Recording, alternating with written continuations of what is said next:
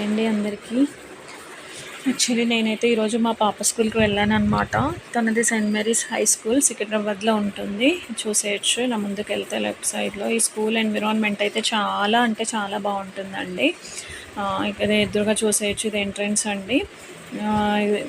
మేము షిఫ్ట్ అవ్వడం వల్ల పాపకి టీసీ కోసం అయితే అప్లై చేసాము. ఇది వచ్చేసి మనకు admin block and office room అనమాట.